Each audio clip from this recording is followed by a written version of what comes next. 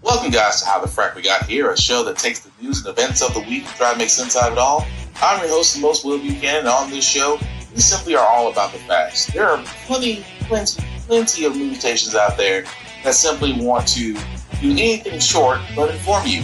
Here at How the Frack We Got Here, that's all we believe in. We go up to the left, we go up to the right, we go up to the middle of independence, we go after all sides because there's more than one side of a story to everything. And you need to know it all in order to actually formulate your own opinion. And that's what we try to do here at How the Frack We Got Here. Thanks for listening, and hold on. It's going to be fun. What a great day. Where are you?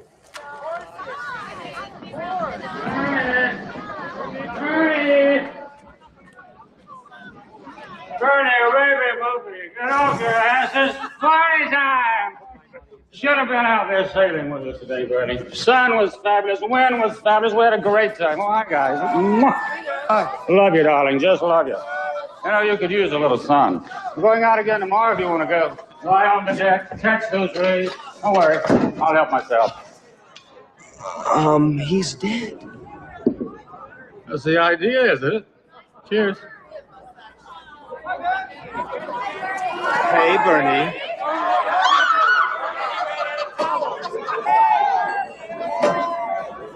Hi, Bernie. Hey, dude, you need to pump some iron. So, Bernie, what about your Porsche? Have you had a chance to think about my offer? You know, $30,000 is more than decent price for that car. Look, you just think about it. Take your time. Don't rush into anything. Let's see you later.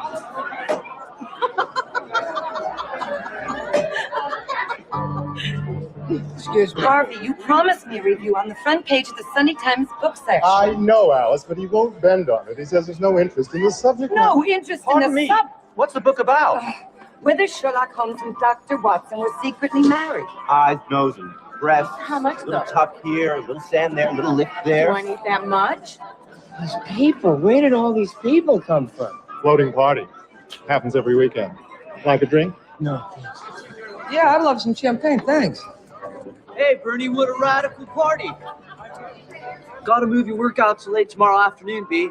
Liza's mate's over for the weekend, and I had to give her your regular time. Thanks, Klaus, I got it. See you, bud. Yeah. It was good, eh, Bern? You're really lit. Never seen you this relaxed before. Keep it up, huh? I gotta go. Duty calls. Hey, babe. I swear, for all of those who don't know that movie, it is so relatable right now. Today's date, July 8th, 2026. This is How the Frack Got Here. I'm your host and most, Will Buchanan. How the Frack Got Here. We do take the events of the week and try to make sense of it all. Before we do get started, guys, let you know that we do pride ourselves on Me On News podcast. We only cite from sources with award-winning journalism. We do not do sensational news like Fox News, The Blaze, Daily Beast, CBS News, where extreme left, extreme right you get your views from. We simply don't do that. We value just the facts. At the same time, guys, we do make show things that might be too intense for younger viewers, so viewer discretion is advised. Aside from that, welcome. Now, I'm going to be honest. If you were not, if you're basically wasn't born, if you were born after the 90s, you're not going to know that movie. But that movie, Weekend at Bernie's, explains so much. Why? Because we now have the 2026 version of Weekend at Mitch's, which is going to be the story we're getting into, which is actually the title of this week's podcast. Let's be honest. If there's a guy right now that everybody wants answers from, because whether or not this man is with us or might be with us in a vegetable type of state, we don't know. But yes, the person that we're talking about is that good old Moscow turtleneck wearing as a skin suit son of a bitch, Moscow Mitch McConnell.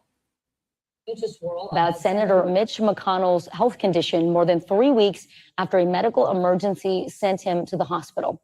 The former Senate Majority Leader has not been seen since then. His team has not said why he was hospitalized or disclosed any details about his condition. NBC News reported last week that paramedics conducted CPR on a person experiencing cardiac arrest at McConnell's home the same day that his office announced he had been hospitalized. NBC News senior national political reporter Sahil Kapoor joins me now. So, Sahil, Have we heard anything from McConnell's staff recently? And what is the plan if he continues to be away from the job?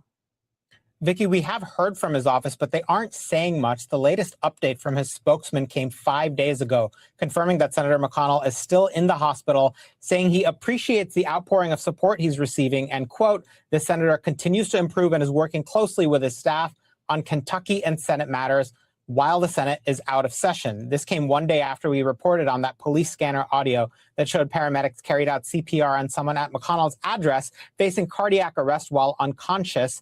Here's what his office has not commented on: whether that person was McConnell, why he was hospitalized, what his condition is today, whether he's expected to make a full recovery, and what his timeline is for returning to work. There's a new tweet just moments ago from Scott Jennings, a former McConnell aide, who said he spoke to McConnell for nearly 20 minutes today on issues ranging from Iran to Ukraine to the drama in Maine and even some Senate history. We're also hearing in the last few minutes from the offices of the top two Republicans, John Thune and John Barrasso, both of whom say that those two senators spoke to McConnell either yesterday in the case of Thune or today in the case of Barrasso about a variety of issues. Apart from that, McConnell's team has not released photos or video updates from the senator, which has fanned some theories online, including on the right, about why more Republicans aren't speaking about it. Here's how Utah Senator Mike Lee responded to that. Quote, many of us aren't speaking about Mitch McConnell's condition because we know nothing about his condition. Vicky. All right, well, we hope. Yeah, we know nothing about his condition because nobody's freaking talking. At the same time, Mitch McConnell has not been seen for now going on almost a month. He has not been at his offices, whether in D.C. or in Kentucky. And supposedly, two people have talked to him. So CNN pundit Scott Jennings, if you know the name, well, he's pretty much a ass kisser for the conservatives, an ass kisser for Trump, and now he's an ass kisser for Mitch McConnell. But I love what they did at CNN, because what they did was flat out say, hey, proof of life, just humorous. As we wrap up here, do you think he'd be willing to call into the show? Could we get him on the phone now?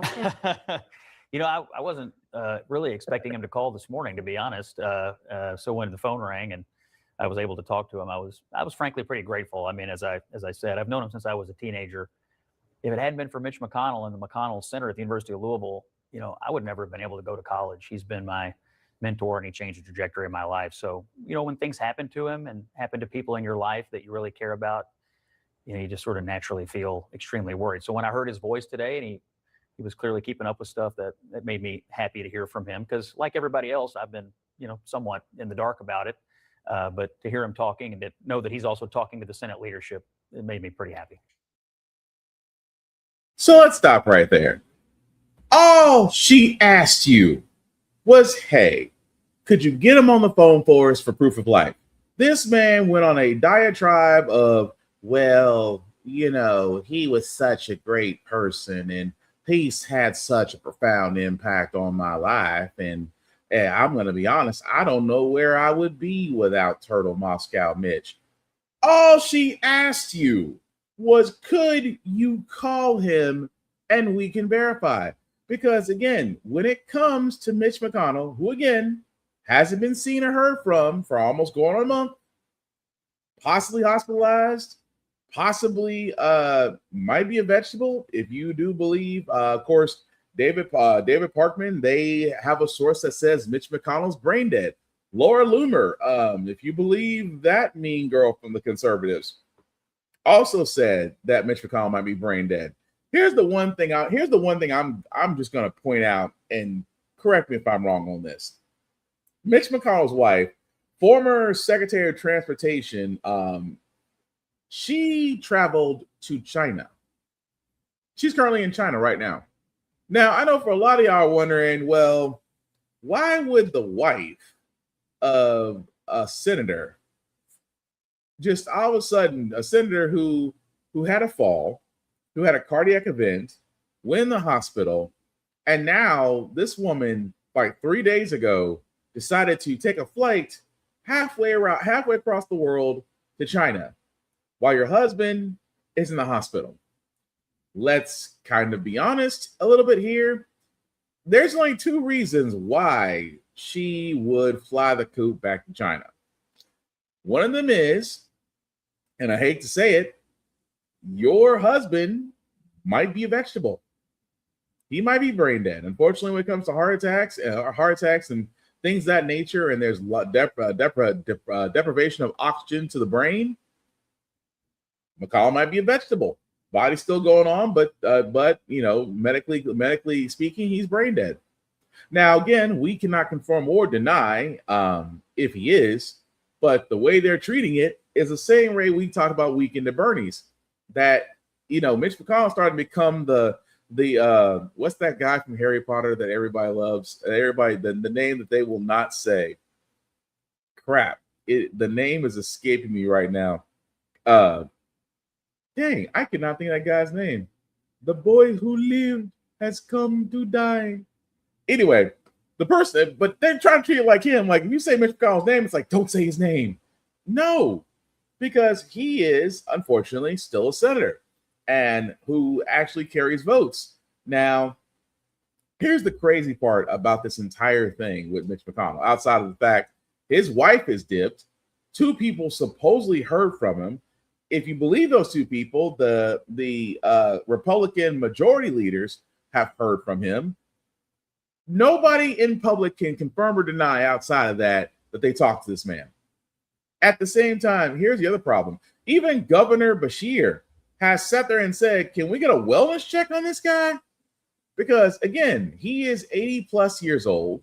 And I said before, Congress is a nursing home with power. Because we don't have term limits for senators. We don't have term limits for representatives. That as long as they keep running and they keep getting elected, they can still remain in office. I always thought that was a problem. I always thought that senators and representatives should have the same term limits as our executive branch. If the president cannot serve more than 2 consecutive terms, neither can senators, neither can representatives. I guarantee if that ever became a thing, if we added that as an amendment to our Constitution, our government would change dramatically. I am just saying.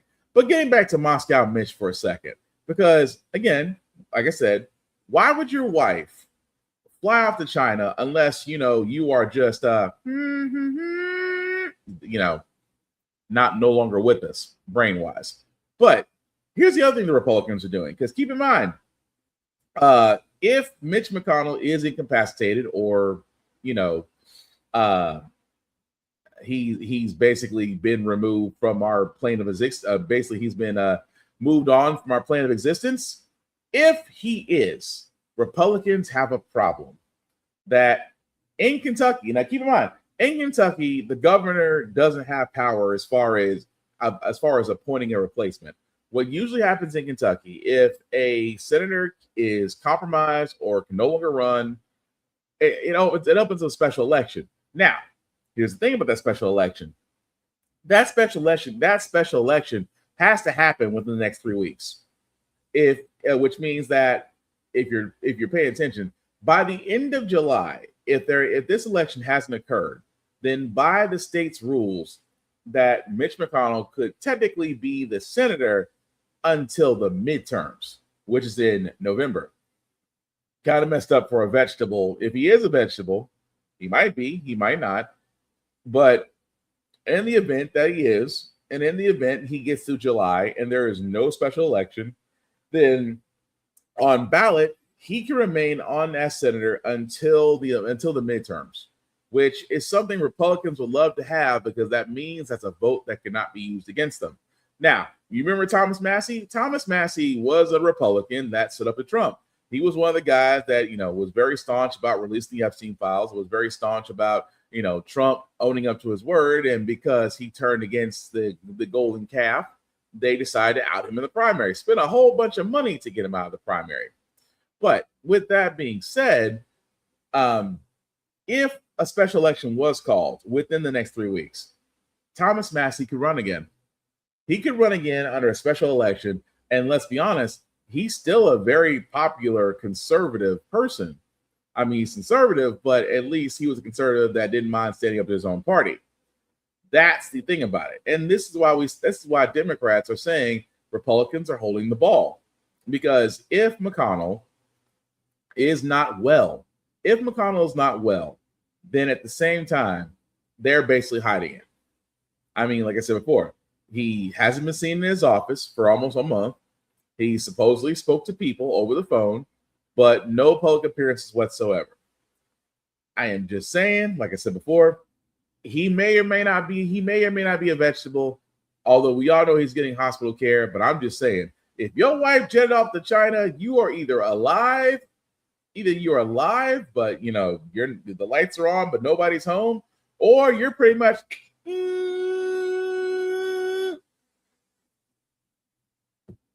I'm just saying. But we will keep up with that story as it goes, because apparently Mitch and Weekend at Bernie's have something in common now. But speaking of politicians, let's be honest, Democrats are taking a hit. Why? Because Senate hopeful is actually dropping out of the race. And honestly, it says a lot about the vetting process not being handled properly. And we do have breaking news. Maine Senate candidate Graham Plattner is suspending his campaign and will withdraw from the ballot. In a statement, he said what comes next needs to come from the people of Maine. We believe that for the movement to continue, it can't be me. For that reason, we are suspending campaign operations. Our senior White House correspondent, Selena Wang, joins us now. Selena, it feels like this has been several days in the making. Of course, there was that bombshell allegation against Plattner of rape, allegations that he denies. Do we have a sense what finally made him decide that this was really the only course of action left? Yeah, Lindsay, well, I think this was culminating, to your point, for quite some time. I mean, it just became at a certain point untenable for him to stay in the race. And the big question was when and how was he going to announce his withdrawal?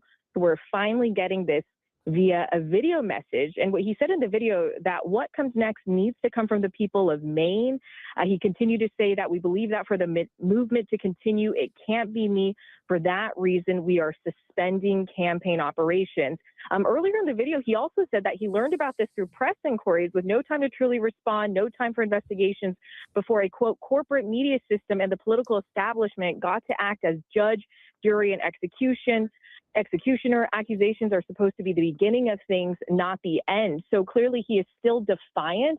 He is, of course, denying all of these allegations, but it wasn't just one or two bad articles. It was a string of them over the course of several weeks, Lindsay.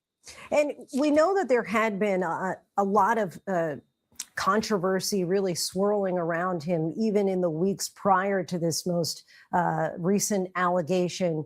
What do you think it was in this moment that made him decide that he really had to drop out of the race?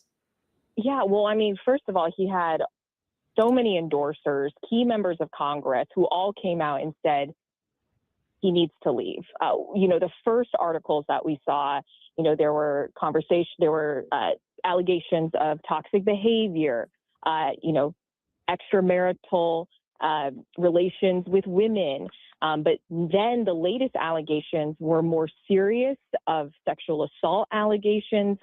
And for many of his endorsers, that was a bridge too far. Ro Khanna, I was actually at his rally right before the primary elections in Maine, and I'd spoken to Congressman Ro Khanna, about why he was continuing to endorse Plattner despite the first series of articles accusing him of various toxic behavior. And what he told me was when there are serious accusations of sexual assault, that is where I draw the line.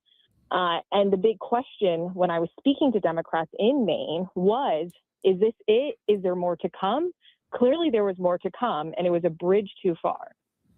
What happens next at this point? So attention is now certainly going to shift to the nomination process for a replacement. That's going to be determined by a vote from the Maine Democratic Party's executive committee.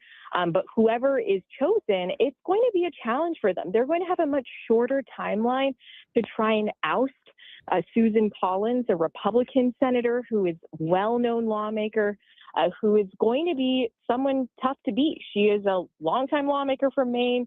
She's seen as a more moderate. So this situation is going to be challenging for the Democratic Party. And of course, the Oh, it's going to be challenging indeed. Because, again, whenever I just wonder, what is the vetting process for these guys? Now, Graham Plattner, he did have a lot of great points. He did challenge status quo, saying that he was not bought, that he was refusing all types of campaigns like AIPAC, which all seem great on paper.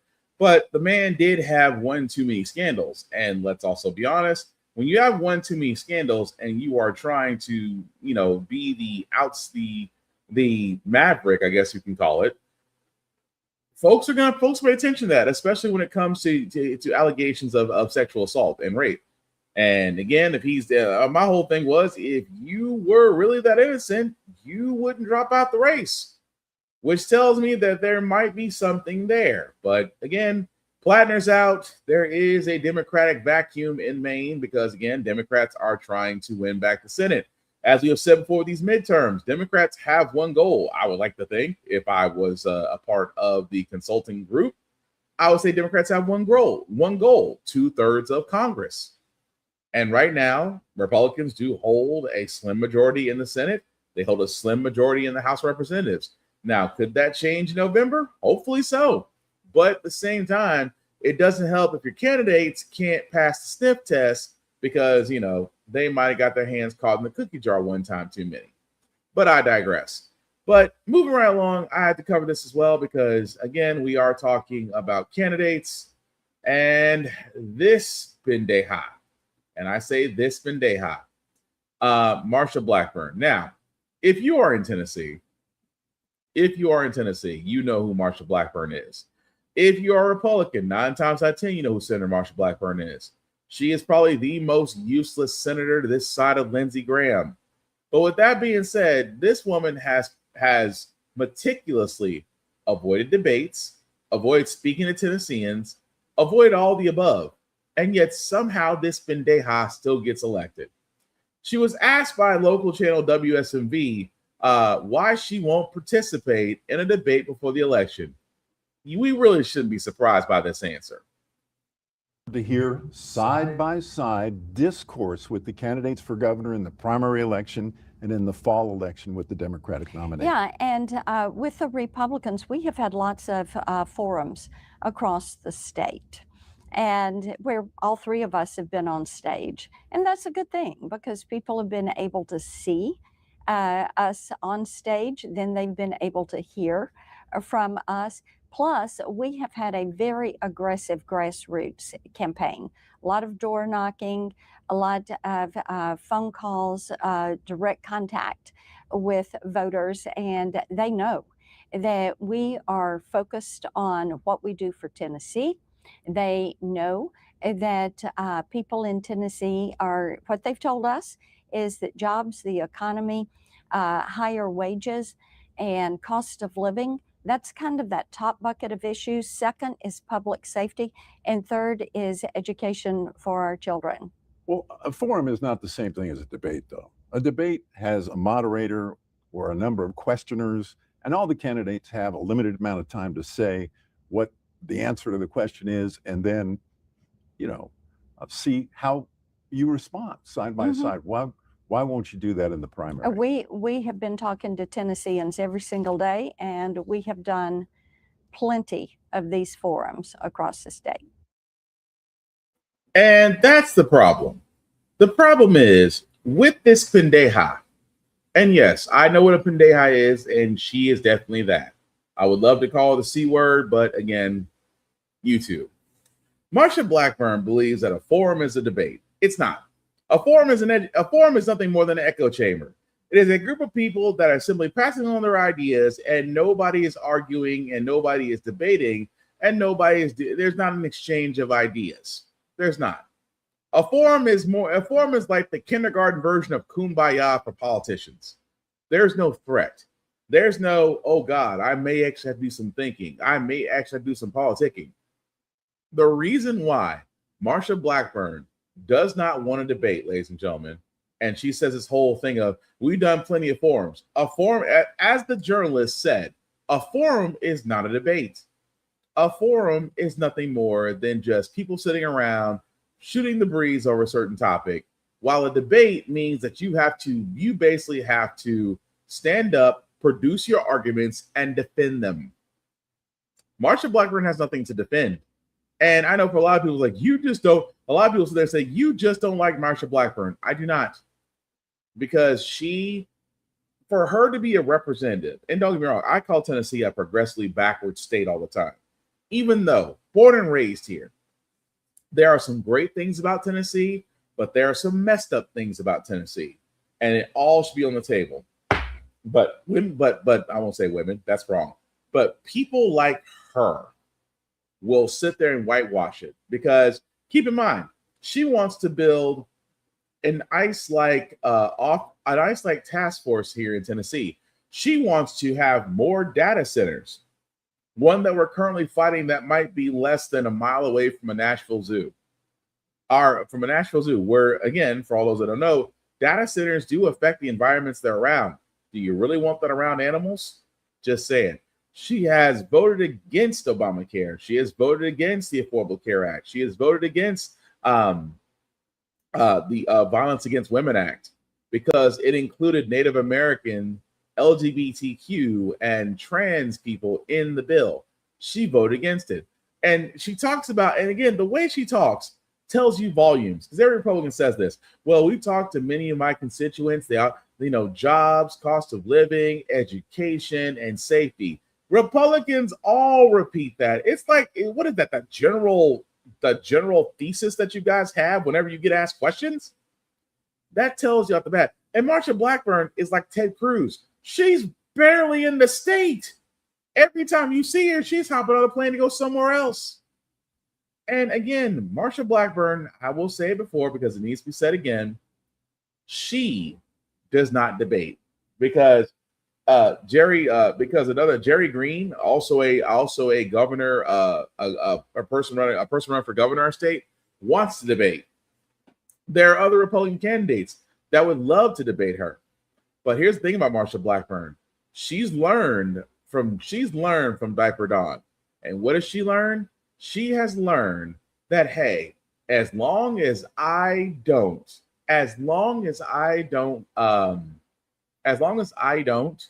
debate, no one's going to hold that against me. Because again, here's the thing the Republicans have figured out. They'll lose debates.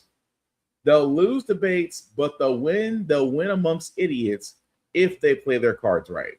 And yes, I said idiots because I can't think of anybody else but an old white man voting conservative.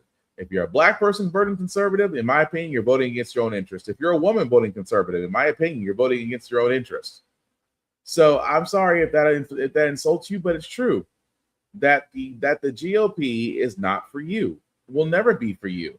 But would love for you to join on and be their mouthpiece. Don't believe me? Ask Nicki Minaj how that's working out for her right now. But getting back to the fact that this is all leading to the showdown in November, and I say this before we move forward. Please, oh please, do your research on who you're voting for. Figure out what they voted for and what they voted against, and pay close attention to those that debate and don't. Because again, that will scream volumes about the candidate that is wanting your vote to represent your state. And I'm sorry, Republicans, all of them, unfortunately, need to go badly. And the reason why Republicans need to go badly, because what Trump and the White House are doing right now is that they're waging wars on many fronts. Now, they want to wage a war with the Smithsonian. Why? Because they don't like the way history is being taught, which is correctly at the Smithsonian. A new report. The Trump administration accuses the leaders of the Smithsonian of being radical activists. The report, released by the White House Domestic Policy Council, claims the Smithsonian cannot be trusted to tell America's story honestly. adding, the leadership has moved the museum's mission away from straightforward historical education and scholarship toward an extreme political activism that seeks to transform our country. The report singles out the National Museum of American History, saying it would benefit most Americans if the Smithsonian's flagship history museum had a label at every entrance that reads, "Warning, the exhibits in this museum were prepared by people who don't want you to love your country." The notion of being a more perfect union, not the perfect union, is really what motivates me. In an unrelated interview, the secretary of the Smithsonian defended the institution's portrayal of America's history. America's greatest strength, it's not running away from its history, but it's understanding how that history shaped us and continues to shape us. But President Trump has targeted museums and historic sites he says paints too negative a picture of America's past. We want the museums to talk about the history of our country in a fair manner, not in a woke manner or in a racist manner. Last Friday, an appeals court cleared the way for the administration to replace the slavery exhibit at this historic home in Philadelphia, where George Washington enslaved 9 people. Critics say the administration is whitewashing U.S. history. The story of slavery must be told here, there, and everywhere, as America acknowledges its 250th anniversary and talk about what a great country it is. The city of Philadelphia. So what's crazy about this, folks, is Trump is trying to wage a war with the Smithsonian. The Smithsonian, the Smithsonian Institute, an institution that has been around and it has literally been our history book, if you will. And Trump looked at it and go, I don't like the way white folks are being presented. You're making us look like racist colonizers, murderers, and overall terrorists. Yeah, that's been America's history of white people. You guys have done a lot. But what's crazy is he wants signs set up saying, these signs are saying what these displays are to make you hate your country. Really? Here's the thing. Germany has figured out that, hey, we might want to tell the kids about, hey, remember that time some of us decided to become Nazis and follow a guy? Yeah, let's talk about it. But let's also make sure it doesn't happen again. That's how you learn from history. I will never understand this. And I'll be honest, in my 43 years, I will never understand how America will sit there and celebrate 250 years, which they just did, right? 250 years they celebrated just 4 days ago. But you don't want to acknowledge the 400 years where one race did own another. 400 years of slavery, followed by another 400 years, or at least, let's be honest, another 1,400 years that's saying we still haven't progressed where we should have. But what kills me out of all this is the fact of the matter is that Trump really does believe that history is being taught as woke manner. This is the reason why he wanted to disband the Department of Education, because he said the same thing. Oh, they want to indoctrinate, they want to induce woke, they want to teach CRT. No, teachers just want to be able to teach kids and not worry about I don't know, parental influence from like Moms for Liberty. We haven't heard that name in a while. The fact that the Heritage Project and Heritage Foundation and Project 2025 trying to curtail education, including history, and like they said, trying to whitewash history. Because it's amazing that what kills me is, why doesn't America never want to talk about its historic issues with slavery, internment camps, Trail of Tears, purchasing eminent domain, moving people who've owned the land for years and moving them out in the name of progress? Why is it that some Americans feel so uncomfortable? Because it's almost like you don't want to admit that there is a monster under the bed and it wears red, white, and blue just like you. But again, it's Trump. We should not be surprised that he's going after everything that he cannot control or maintain. But if we haven't figured out by now, everything he touches turns to shit, literally. But moving right along, guys, we do have another strike. We do have another strike in the works. And again, as I've said about strikes, What does it always come down to? Paying people a livable wage. Now to breaking news. More than 4,000 nurses and home care clinicians walking off the job in Boston. There you have the latest on this. Good morning. Yeah, good morning to you, Michael. So this might be the biggest nurse. Now to a massive nurse strike looming in a major American city. Thousands of nurses and home care clinicians expected to walk off the job tomorrow in Boston. Ariana and Allie is tracking the latest. This could be serious, Rihanna. Good Yes, good morning to you both. Yes, this could be the largest strike of its kind in Massachusetts history. So on Wednesday morning, 4,000 registered nurses at Brigham and Women's Hospital and about 450 home care clinicians could start 2 separate strikes. The nurses are asking for higher raises to offset cost of living, more affordable health insurance choices, and for the hospital to hire more permanent staff instead of temporary travel nurses.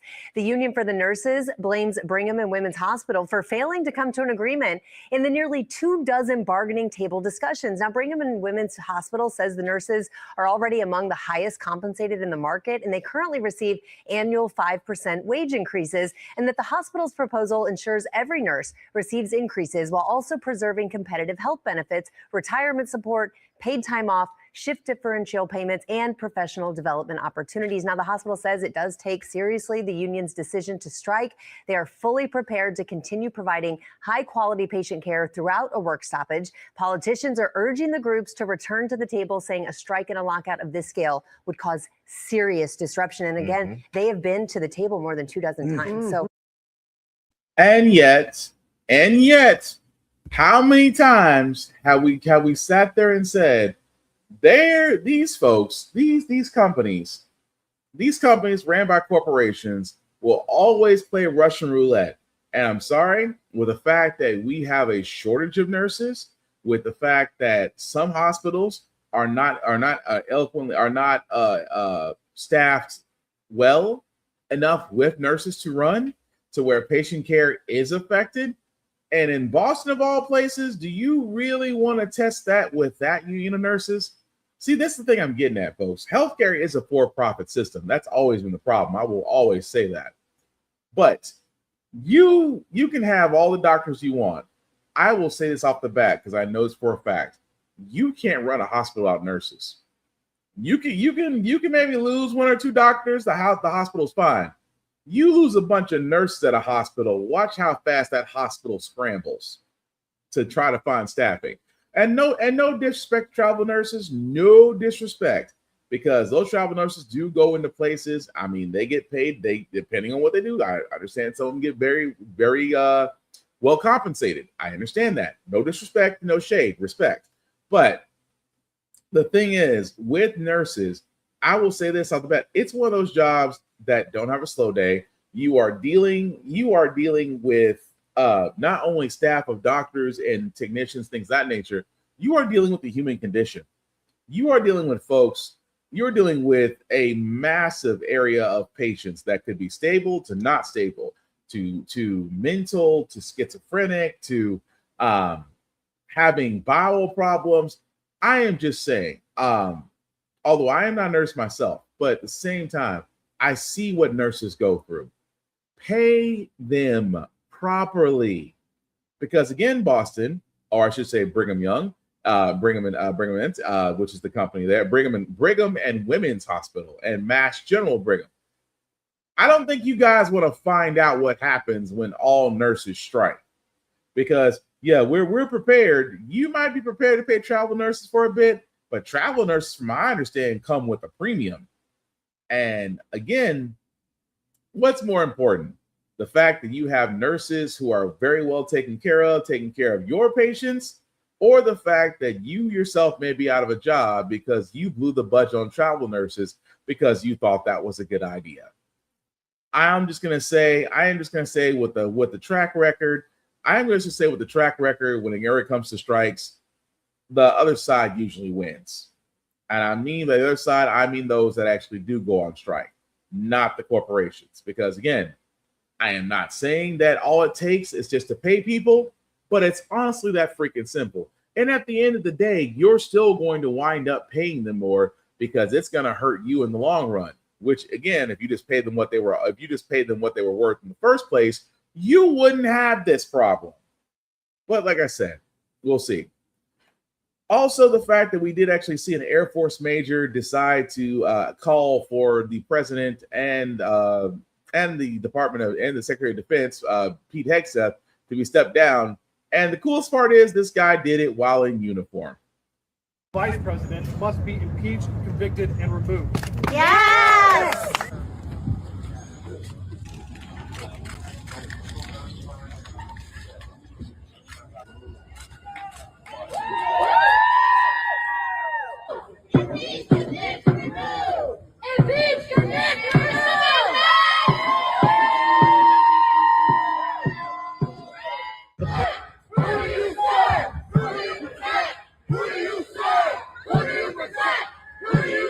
The president and vice. Now, the man that you see there, his name is Major Jason Watson. Of course, he is an Air Force major, as you can see there, as it says right there. Did speak at Capitol Hill and, of course, was arrested afterwards. Now, I'm not saying this is the beginning of a trend because, let's be honest, a lot of people, especially in the armed forces, believe that Pete Hegseth shouldn't be Secretary of Defense. I'm one of them because, again, the man hasn't seen war. He has commanded. At the same time, his claim to fame is being enlisted in the National Guard. No shade to the National Guard. But this man is definitely not meant to serve and commandeer American forces.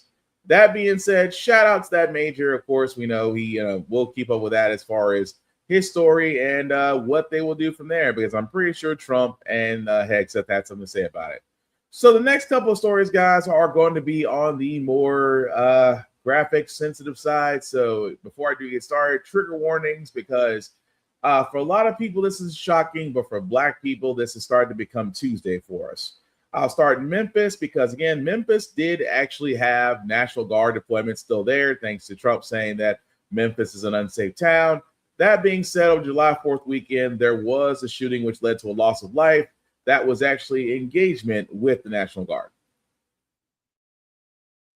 Be on a special detail frequency citywide task force. According to the Tennessee Bureau of Investigation, Sunday morning, 20-year-old Tyron Johnson was shot and killed by two Tennessee National Guard soldiers assigned to the Memphis Safe Task Force. TBI says it started with a shots fired call. Ryan Weaver, producer at Action News 5, also lives near Ida B. Wells in Union. He says he heard the initial shots. 3:45, 3:50 in the morning, I heard about 2 or 3 shots. Then he heard and saw more. A little bit after that, I heard, I would probably say about maybe 8 to 12 more shots. So look out my bedroom window again, and then see a bunch of National Guard troops running through the parking lot towards Union Avenue. Johnson's family is reeling from his unexpected death. Terrence Pope says Johnson was like a son. Killing him, it messed everybody up. He was number 20 years old. I haven't even started living this life yet. Johnson was a new dad, moved to Nashville, and came to Memphis for the weekend. I couldn't do nothing but think about, we just went to Chicago and got your baby. And like now his baby got to grow up without him. As the investigation continues, questions surround what led to the National Guard shooting Johnson. Look at these reports. Memphis police say Johnson turned toward the National Guard with a gun. Hours later, the National Guard says soldiers responded to a shots fired call involving an armed male. Then later, the TBI says that portion of the incident is under investigation. I don't know what's true or not, so I can't speak on it. Pope says Johnson was not violent and questions the Memphis Safe Task Force. The White House and Governor Bill Lee's office did not respond to a request for comment. All I can say is, if y'all gonna fight against the violent criminals, get the violent ones for real, not the ones y'all think violent, because the people y'all think violent might not be violent.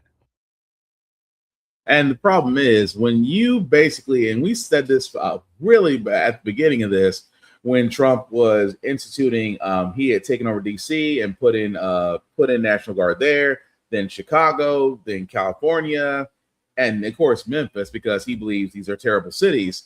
We said before, if National Guard are not law enforcement, they're not trained in law enforcement. National Guards are trained in combat. And the fact that, thanks to never sober Pete Hegseth, he allowed the National Guard to be armed.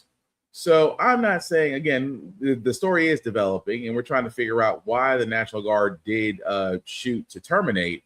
But at the same time, this is what happens when you introduce combat units into a civilian area.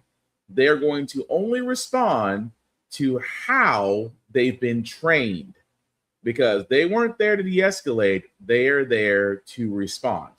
So again, we'll follow that story as it comes along, guys. But again, this is, I mean, I hate to say it, and again, Trump's work. I mean, that young man's death is on Trump's hands, pretty much. But going to Florida for a little while, because a black woman defended herself, and it is amazing that stand your ground is not being said about this. More breaking news now. A man is in the hospital with life-threatening injuries after a shooting in a Walmart parking lot. CBS News mom, Ms. Nakaya Kerr, is your reporter live in North Lauderdale tonight, and that's where those shots were fired in the middle of the day, Nakaya. That's right, Jim. BSO says that man was found here in this Walmart parking lot off McNabb Road with a gunshot wound. One man we spoke to says he was shocked to drive up and see his Walmart parking lot covered in crime scene tape. I was walking up, I heard a lady screaming. You know, she was screaming and she was saying a lot of things. BSO says a 911 call came in for a shooting in the Walmart parking lot around 12:28 p.m. When deputies arrived on scene, they found a man with a gunshot wound. Chopper 4 captured deputies walking with a woman whose hands were handcuffed behind her back. Deputies say one person was detained, but did not confirm if it was the woman in the video.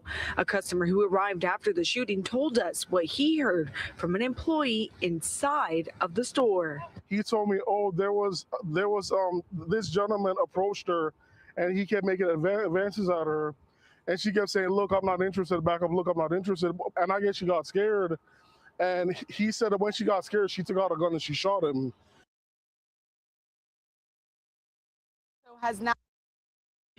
And for the most part, that's what's been going on. Again, developing story. And there have been multiple videos about it. And how I know there's multiple videos about it, I'm just going to show this so you guys know what I'm talking about. So again, they're showing multiple videos about what has happened. That's the woman right there. Of course, the man's approaching her, and as you can see, the shot. Now, from a lot of people, and again, this is from witnesses' statements, that the woman said repeatedly, you know, back up, back up, back up. She showed her firearm, and as you can see, she shot.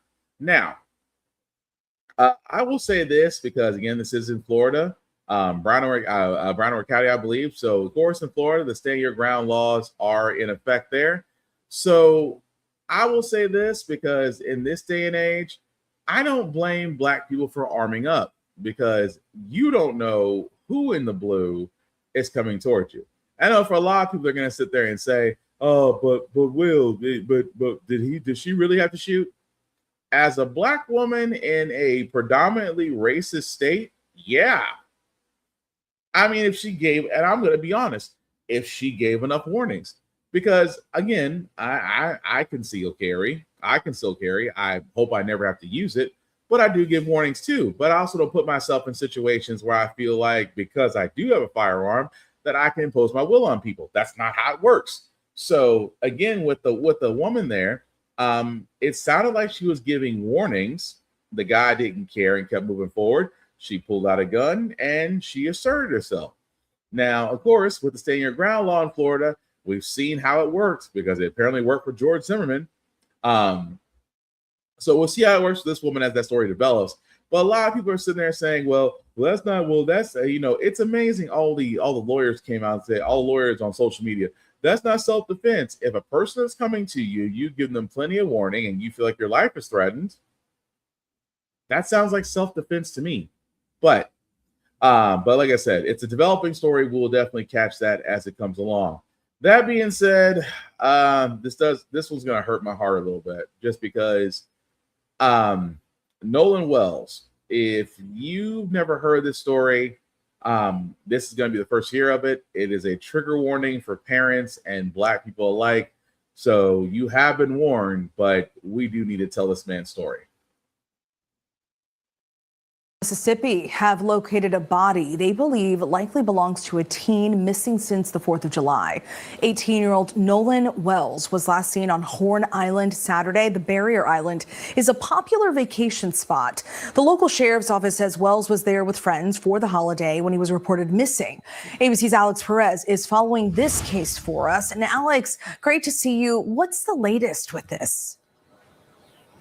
Yeah, Stephanie, officials unfortunately say it appears we're dealing with a tragic ending in this case after beloved 18-year-old Nolan Wells disappeared July 4th after going on a boating trip with friends. Now, sadly, officials say a body matching the description of the 18-year-old was recovered about 8:45 this morning just off the shore of Horn Island, a popular holiday destination about 10 miles off the Mississippi Gulf Coast. Now, the teen and friends reportedly took a boat trip to the Barrier Island for the 4th of July holiday. He was last seen on Saturday at about 3 p.m. After he vanished, his family and friends making an emotional plea for help, flooding social media with pictures of the outing showing Wells and a group of friends on a boat. The 18-year-old seen holding what appears to be a hard or alcohol seltzer in his hand. The Jackson County Sheriff's Department, the Cajun Navy, and many volunteers spending much of the weekend searching for Wells. It remains unclear what exactly happened to him. Authorities say they are still working to figure out what exactly went wrong here as his community now grieves. Stephanie? This is so tragic or hard. Yeah, it is tragic. It is tragic. It is heartbreaking that an 18-year-old was found and is no longer with us. But here's the thing that bothers me. The thing that bothers me, guys, is that for a lot of news publications that are out there, this picture, that picture is not being shown.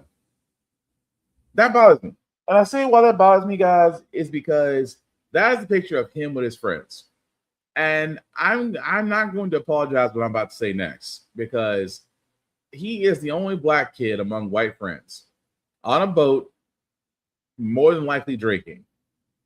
You're telling me, and we've seen this before, and I'll show the next video of what I mean, but this young man was with 3 of his so-called friends, went out on a boat, and 3 friends came back without him, and that's not weird.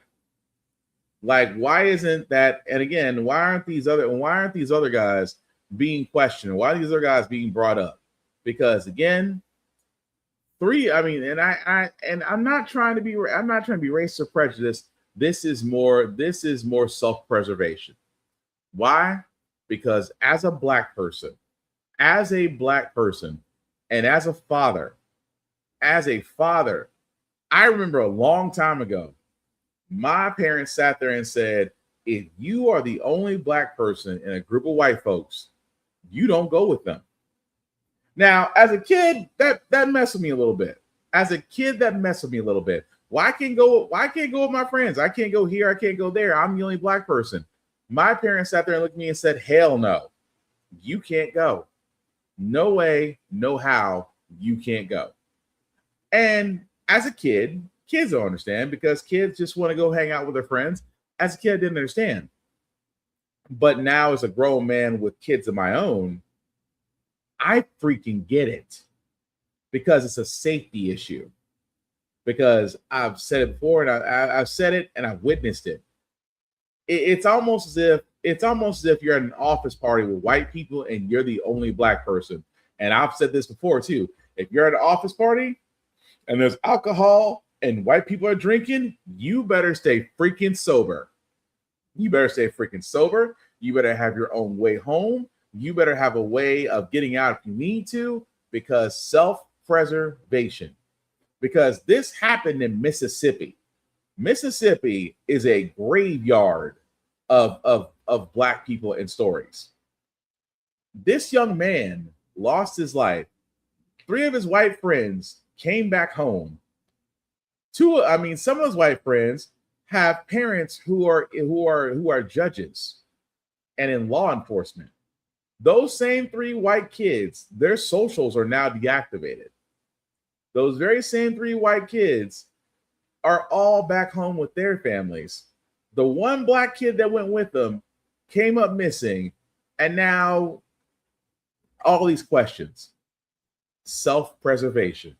Because if you're like me, and I say this all the time, if you're like me, you got told two things as you're growing up. Don't go nowhere where you're the only black person in the group.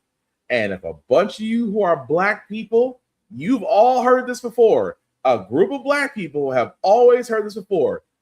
You leave together, you go together, you leave together. Nobody gets left behind.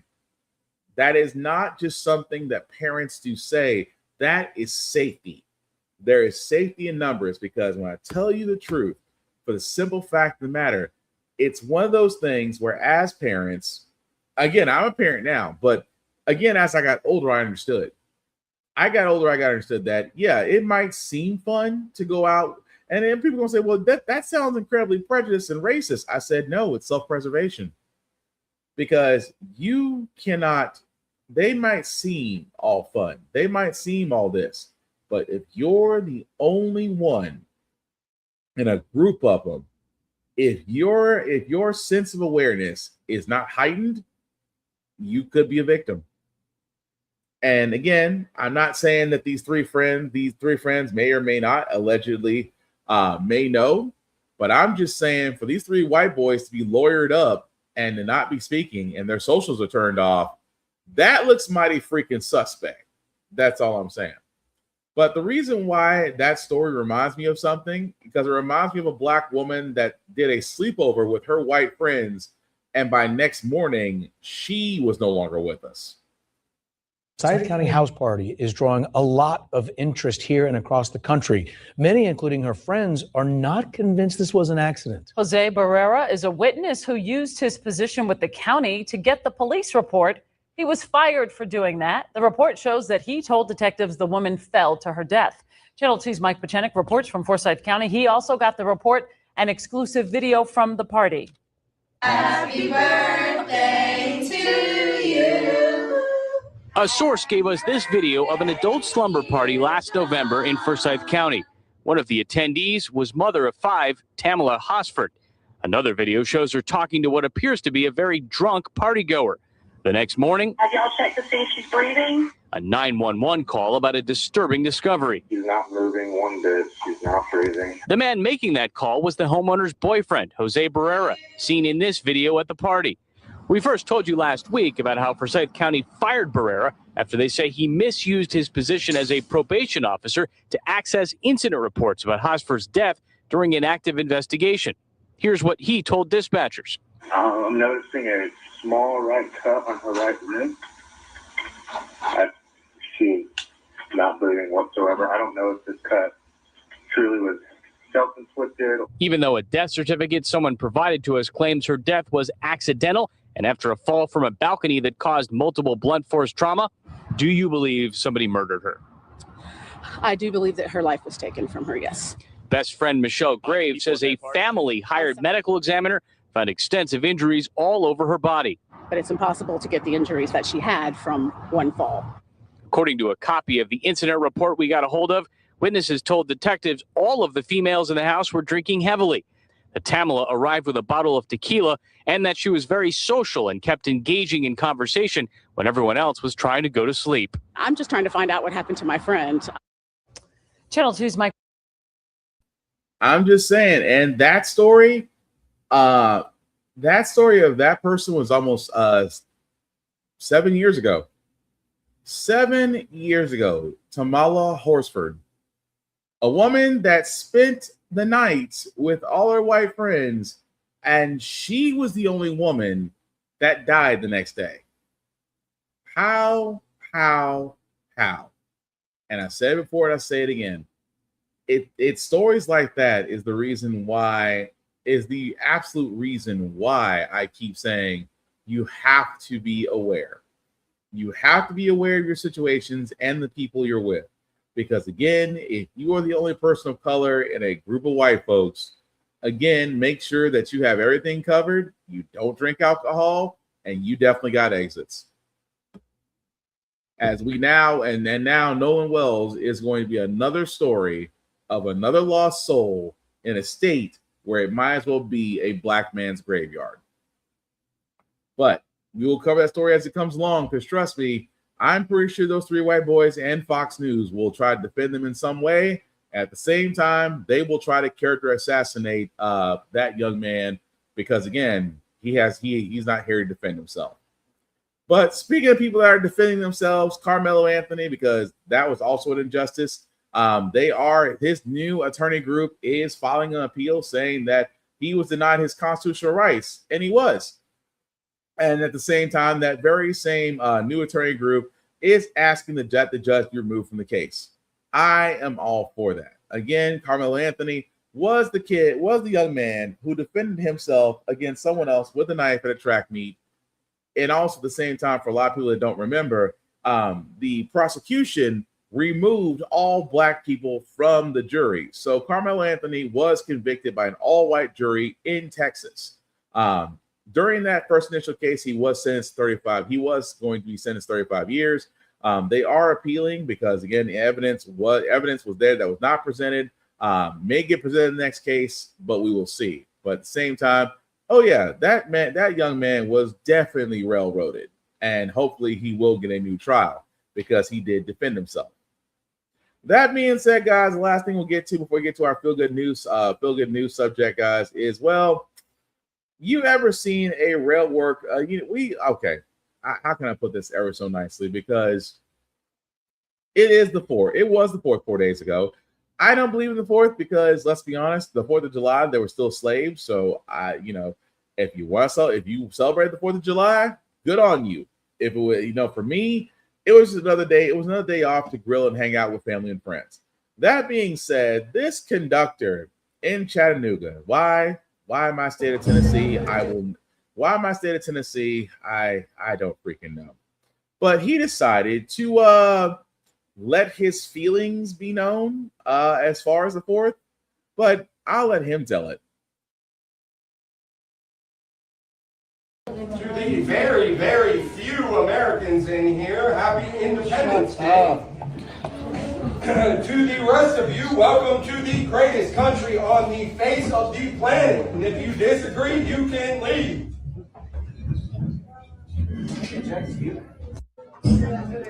To the very, very few Americans in here, happy Independence Day.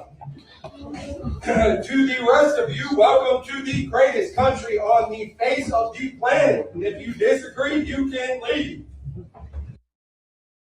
Yes, if you disagree, you can leave.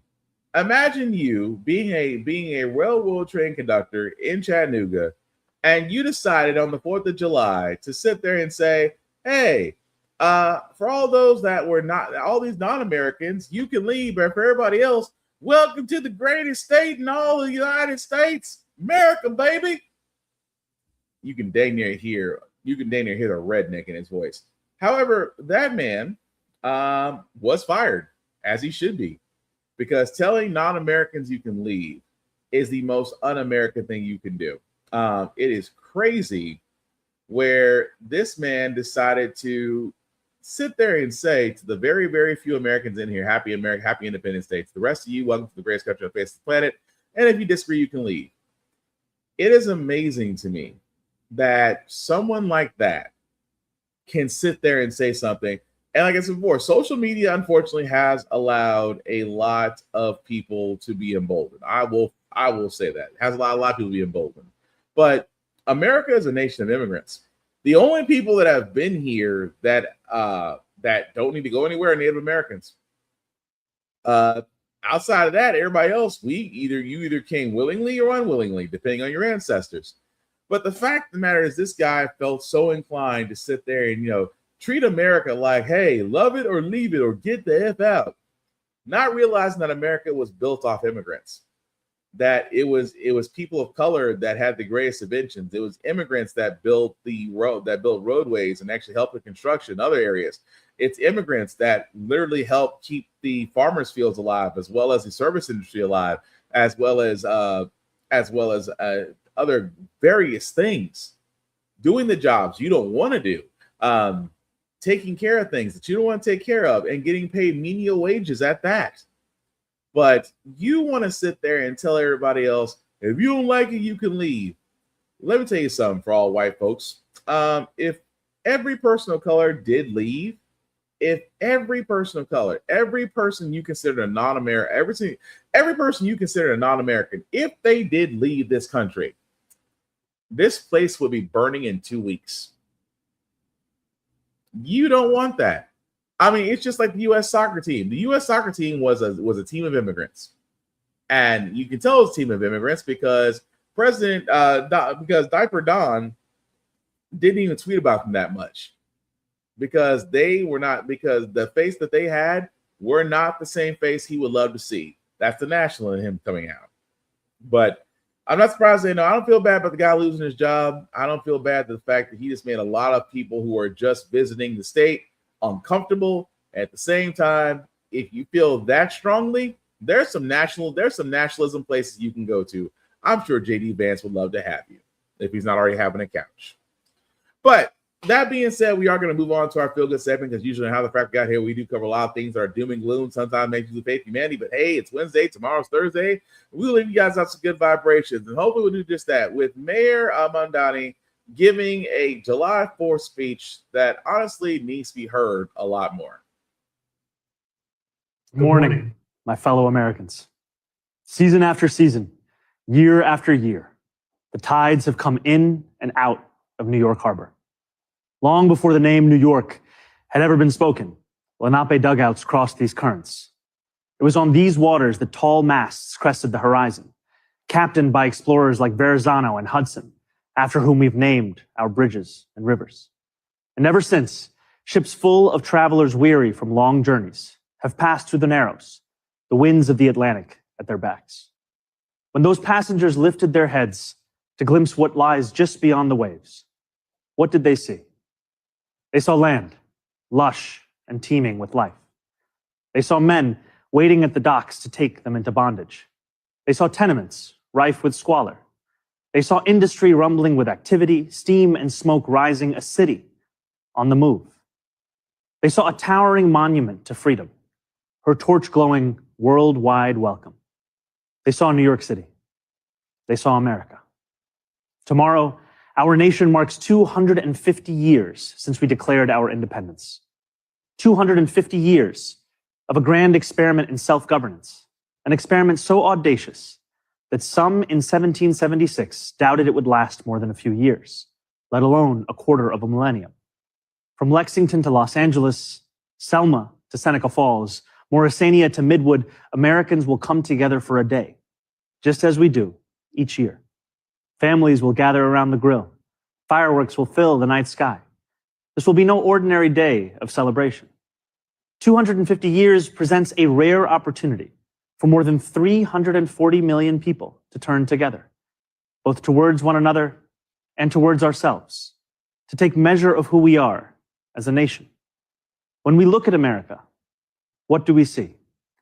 Here at City Hall, as I sit behind George Washington's desk, alongside new Americans who came to this country, I cannot see all of America. But like so many who came before, I can see New York City. The city I see today looks very different than the one that greeted George Washington. In July of 1776, our city simmered under the yoke of oppression.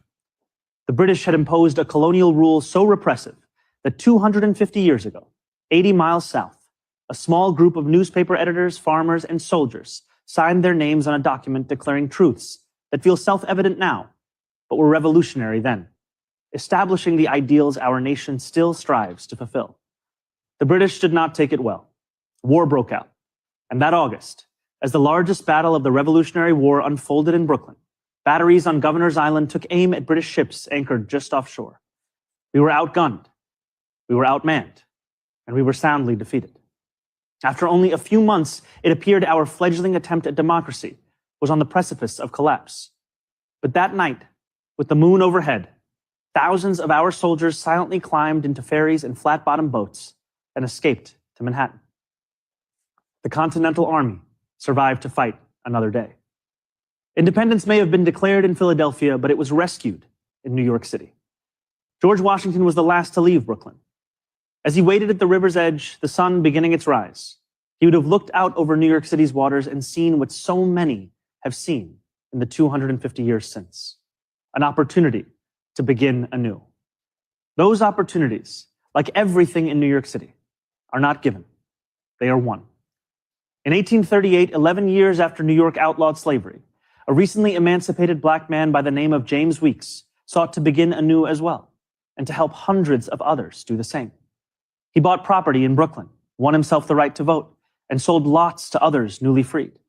When they landed in New York Harbor, they knew they had something waiting for them that they had never had before, a home. Weeksville still stands today, a living, breathing testament to what we know America to be, a place each of us has the power to make. The harbor was busy those years as ships poured in from around the world. Hundreds of thousands of Irish immigrants arrived with stomachs aching from a famine manufactured by imperial cruelty. Chinese sailors settled in what is today Chinatown. Millions more traveled under the Statue of Liberty and through Ellis Island. Jewish people escaping pogroms, Italians fleeing poverty, Syrians seeking economic opportunity. Each of these new arrivals peered through portholes onto a city that was changing as fast as the nation. They saw merchants peddling their wares on the docks, streets being laid out on a grid, buildings rising into the clouds. They could not yet see the nativism they would face, the jobs they would be refused, the landlords who would not rent to them, and the abject labor and living conditions they would withstand. But no matter how much smog hung over the harbor, they still saw an opportunity to begin anew. Over the years that followed, despite laws enacted by the federal government to bar their entry, despite sweatshop fires that killed hundreds of women, despite riots aimed at their very existence, immigrants made homes here in New York City, and they helped to make New York City. That legacy of every generation of Americans insisting that the right to life, liberty, and the pursuit of happiness extends to them too, is no relic of the past. It carried millions of Black Americans north during the Great Migration. It drew hundreds of thousands of Puerto Ricans to New York City after the Second World War. It invited countless others from the West Indies and South Asia and West Africa and across the world. And it is what brought my family to this city when I was 7 years old. My family did not arrive by boat, although we saw the Statue of Liberty from the window of the plane. Even from the air, we could make out the promise of America, the promise of the beautiful patriotic work of rendering America, year after year, a little more faithful to its founding ideals. There is a term so often used to describe our nation and those who have shaped it: American exceptionalism. American exceptionalism, the conventional wisdom tells us, makes our freedom a little more free, is how we dug the Erie Canal and irrigated the West, is why children in faraway lands grow up dreaming of one day moving here.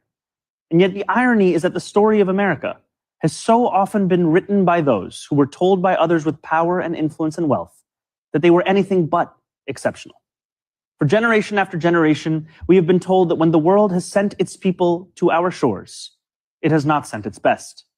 It sent Puritans and Sikhs and Quakers and Muslims and Jewish people who were banished for praying the wrong way, worshiping the wrong gods, angering the wrong people. It sent peasants and serfs from slums and shtetls who were treated as less because they hardly owned clothes, let alone land. It sent immigrants from whom power was something someone else had. We are told that America is exceptional because we are richer, stronger, more powerful than everyone else. The truth, my friends, is that America is exceptional because here, nothing is fixed into place. The frontier may be closed, we may have walked on the moon, but the work of fulfilling the values first enshrined in the Declaration of Independence, that work endures, and it belongs to us all. It belongs to our newest Americans, those standing here with me today, all of whom were recently naturalized. Nearly a decade ago, I too felt what you feel, the joy of no longer being just a New Yorker, but an American too.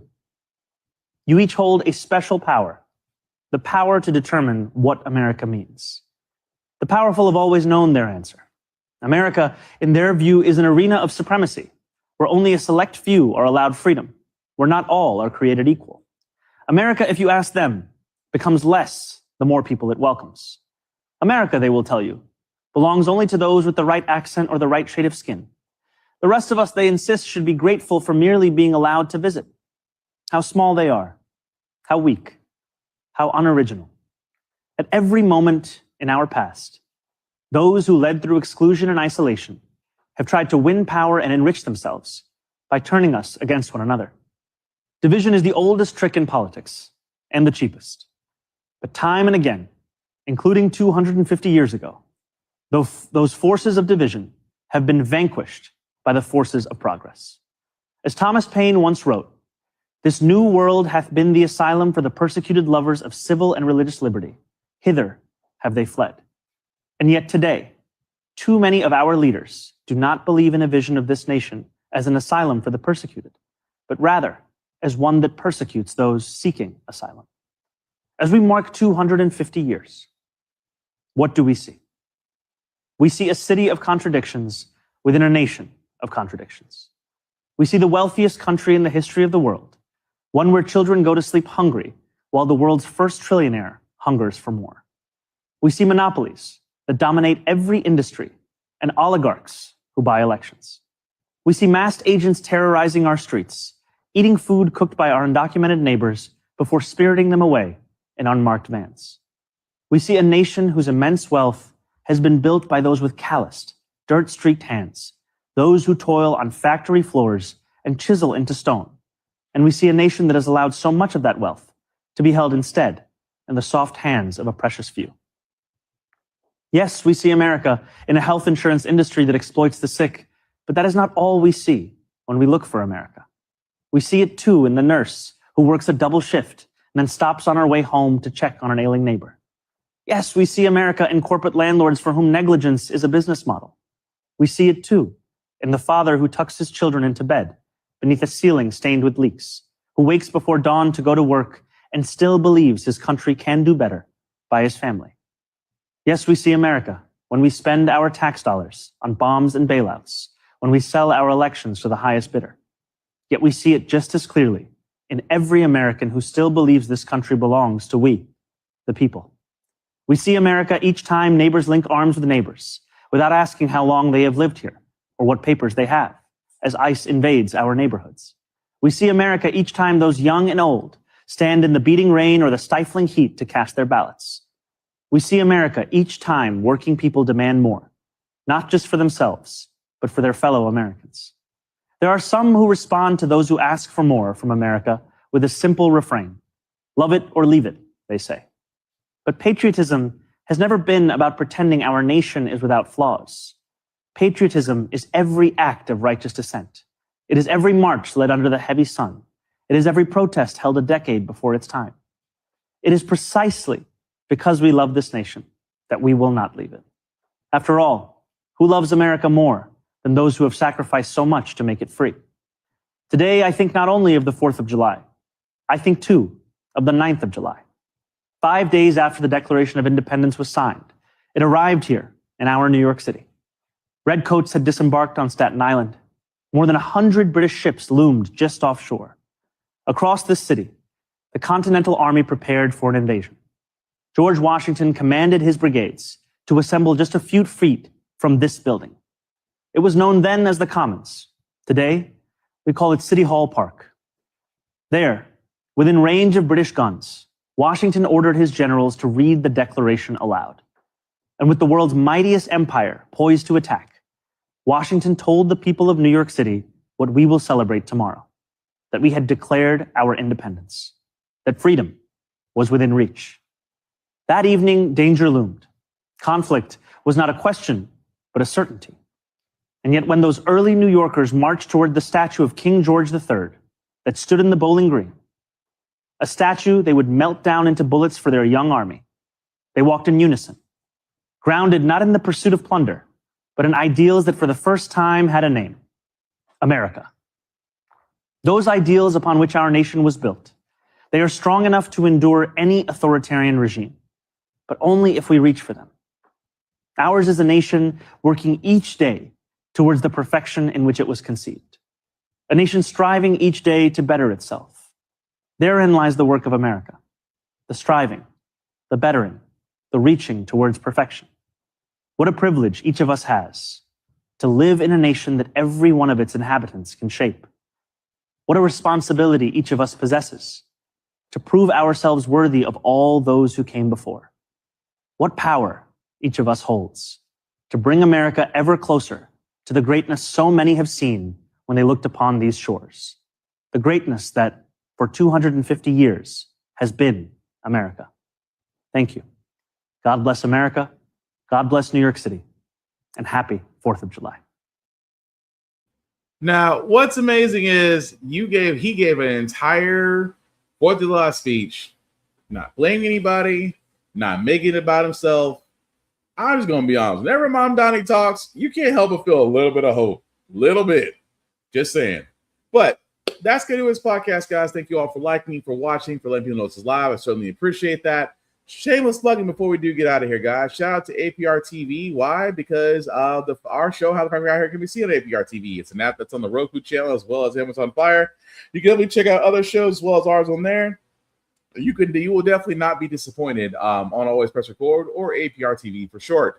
BlurredStation.com. We have talked about this now going on 2 years, guys. It is a streaming site with content for us, by us to enjoy. $10.99 a month. $10.99 a month to stream Blurred Station, and Blurred Station can be streamed on all smart devices. Definitely check that out. Also, check us out on YouTube at How the Frack Got Here. Literally type in How the Frack Got Here. We are the first thing that does pop up. Kind of proud about that. Hit the like, share, subscribe, notification buttons. Anytime that we do go live or a show is uploaded, you can definitely be notified of that. Thank you, all 126 subscribers. I cannot stress that enough, that have been rocking with us so far. If this is your first time watching this, guys, definitely like, share, hit the subscribe button. And like I said, we just keep moving it forward because the mission is to inform and to educate, and we are definitely going to keep doing that. Also, check out Blurred's Eye View. Myself and other compadres every Tuesday and Thursdays. We're on a little bit of a season hiatus right now, but, and this is going to sound very confusing as I say this, we will actually have a show tomorrow night covering X-Men, so definitely check us out. But on Blurred's Eye View, definitely check us out there at YouTube page. You can see there. If you'll scroll down, you can definitely find us, all of us there, that you can like, share, and subscribe. Room full of blurs, so she covers all indie comic artists and creators, as well as does streaming every Sunday at 7 p.m. Definitely check her out. Geek by Heart, as they are now back up and running. Husband and wife, Lady and Jay. I believe Laney right now might be streaming The Walking Dead, but definitely check them out. Also, Tafara TV Gaming, Tafara TV's second gaming channel. He does modern retro games. He does so from an exercise bike. He is definitely the originator of that. My other video game podcast, the Get Bit Podcast, every Friday, 30-ish. Definitely check that as well. Of course, How the Frack Got Here, you're currently watching right now. Navy Montella, BlurredCon Conversations. He definitely interviews definitely dope cosplayers and guests, and also does video game streaming like Marvel Snap as well. Shokwo, our looter shooter that definitely keeps up on animes, mangas, and video games like Overwatch and Lorcana. Lore of the Culture, as he covers everything comic books and everything Hollywood. Definitely check him out. Of course, Tafara TV's original page. And of course, even though she's not showing here, definitely check out Whoop-De Freakin' Do or Fresh Press by Z on Instagram for all your nail needs. You will, again, not be disappointed by anybody here. So definitely like, share, and subscribe, everybody, as we all have different things to bring to the table. My own personal, Black_Spartan615. You can definitely follow me there on Facebook, on YouTube, on TikTok, on Instagram. Pretty much wherever's a social, you can find me. I usually talk to everybody. Just don't make it weird. I'm going to get the whole habit of blocking people. As I said before, guys, we are in the midterm. We're not too far away from midterms. We are 4 months away and counting. I cannot stress this enough. Please make sure your registration is up to date. Please make sure you have everything that you need to go to. If you have early voting, please do that if you can. We'll save yourself on the line. But again, guys, this is one of those ones where we need to all be involved and we all need to speak up, because if your vote didn't matter, they would not be changing the goalpost to make sure that they didn't. So again, definitely keep that in mind. Outside of that, guys, please check your mental. Mental health is everything. Whatever the mind does, the body follows. Please take advantage of all services and therapies for good mental health, because a good mind leads to a healthy body. Trust me, I understand we're all going through something, but definitely have your outlets to where you can breathe, you can relax, you can refocus and get back at it. Men, go to the doctor. Can't stress that enough. I cannot stress that enough. There is no excuses. We need to be around. We need to be around for loved ones, families, and friends. So go to the doctor, get it all done. Yeah, it's not going to be pleasant, but you'll be thankful for it afterwards. Excuse me. Wow. That being said, the last thing I'll say about How the Frack Got Here, it's all about staying informed. We are not trying to reinvent the wheel, guys. We are simply giving you all the information and value to make up your own mind. but we do provide a lot of perspective that goes along with it. We do better as society once we're informed. We're progressive. We move forward. We try to right the wrongs of our past by making decisions now that we should have done back then, like electing our first black woman to the Supreme Court, electing our first black woman to the Federal Reserve of Governors, and maybe one day electing our first black woman we call Madam President. All great things. When we don't learn from history, we are doomed to repeat it. That's what we keep asking ourselves. Why does everything go up in our paycheck? Why are we electing different politicians but still the same old game in Congress? And most importantly, how the frack we got here. Thank you all for watching, guys. Please take care of yourselves and each other, and I promise we will all get through this. Live long and prosper, guys. I'm out. Peace.